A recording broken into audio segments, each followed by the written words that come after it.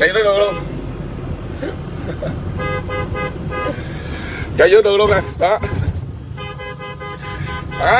Mốt kèn không vô luôn nha. Nha, mốt kèn không vô luôn nha. Chạy giữa đường nha đó. Đó, chạy giữa đường nè. Mốt kèn không vô luôn. Ghê không?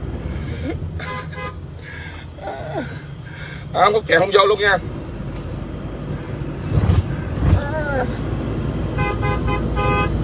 Dữ không? Dữ dằn không?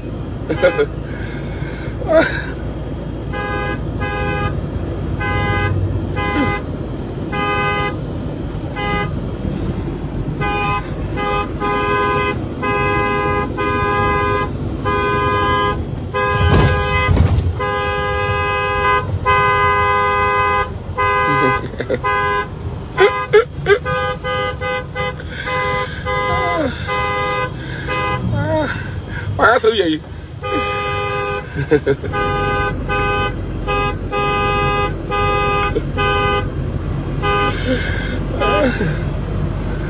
Thức thêm thứ gì nè.